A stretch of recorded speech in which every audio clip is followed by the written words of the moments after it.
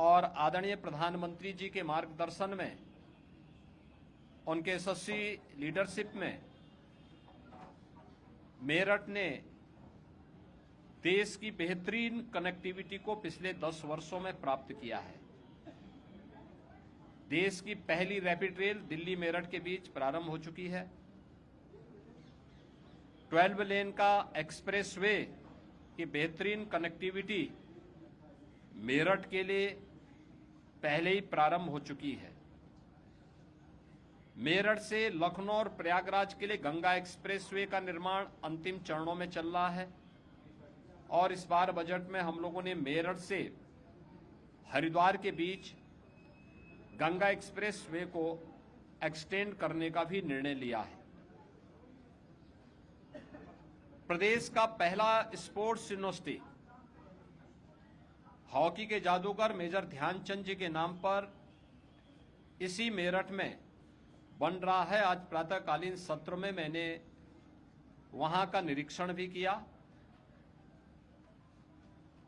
मेरठ में बनने वाला ये स्पोर्ट्स यूनिवर्सिटी खेलकूद की गतिविधियों की दृष्टि से मेरठ को, पश्चिमी उत्तर प्रदेश को और उत्तर प्रदेश को आगे बढ़ाने में एक बड़ी भूमिका का निर्वहन करने वाला है। और इस दृष्टि से हम लोगों ने आज वहां पर विश्वविद्यालय के साथ जो बैठक की है, इसके बारे में मैंने उनसे कहा कि सत्र में यही वर्ष इस एक नए सत्र को प्रारंभ करने का स्पोर्ट्स यूनिवर्सिटी का होना चाहिए और इस कार्यक्रम को हम लोग इस सत्र में प्रारंभ कर सके। प्रारंभिक सत्र यहां पर हम लोग सरदार वल्लभ भाई पटेल के इसमें स्पोर्ट्स यूनिवर्सिटी का प्रारंभ करेंगे और नवंबर 25 तक उस यूनिवर्सिटी के कैंपस के बनने की संभावना है, तो उस पूरे कैंपस पर उसे शिफ्ट किया जाएगा। यहां पर मेरठ के अंदर बहुत सारे अन्य नए कार्यक्रमों को हम लोगों ने आगे बढ़ाया है। खासतौर पर अभी हाल ही में महाकुंभ प्रयागराज की सफलतापूर्वक संपन्न होने के उपरांत महाकुंभ के पूर्व में हम लोगों ने प्रयागराज सिटी के अंदर इंफ्रास्ट्रक्चर के लिए बहुत सारे कार्यक्रमों को लागू किया।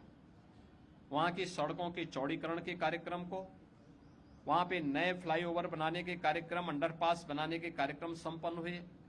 बेहतरीन ड्रेनेज सिस्टम को वहां आगे बढ़ाने का कार्य हुआ और इस बार हम लोगों ने मेरठ को कहा है कि मेरठ उस प्रकार की एक बेहतरीन प्लानिंग करे।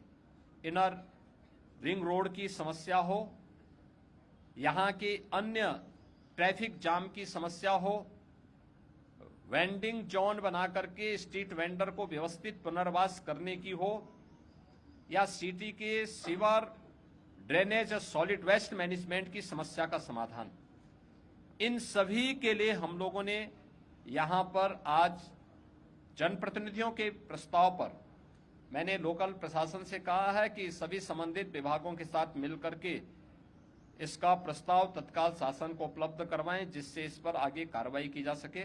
और मुझे पूरा विश्वास है कि समय से ये प्रस्ताव प्राप्त होने के उपरांत सरकार इसके लिए भी आवश्यक धनराशि उपलब्ध करवाएगी, जिससे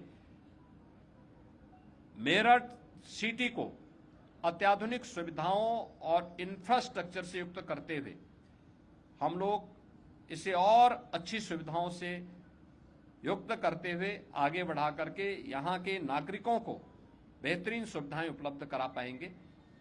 आज इसीलिए मैं मेरठ में आया था। यहाँ पर हम लोगों ने युवा उद्यमियों के लिए भी एक नई स्कीम को जो लागू किया है, सीएम युवा उद्यमी स्कीम।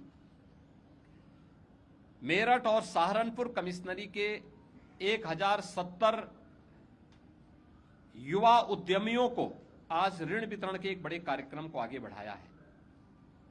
ये स्कीम अब तक बहुत लोकप्रिय स्कीम हुई है। हमें इस सत्र में 31 मार्च तक 1 लाख लोगों को चयन करना था और अभी तक 2,67,000 से अधिक आवेदन हमारे पास आ चुके हैं। 1 लाख से अधिक के लोन को स्क्रीनिंग करते हुए बैंकों को भेजा जा चुका है, जिसमें बैंकर्स ने अब तक 25,000 से अधिक का लोन भी स्वीकृत कर लिया है। इसमें सरकार मार्जिन मनी भी दे रही है और इंटरेस्ट फ्री लोन उन्हें उपलब्ध कराने के लिए सरकार आगे बढ़ा रही है, जिससे नए उद्यमी नए रोजगार के और नौकरियों के सृजन की दिशा में आगे बढ़ सकें।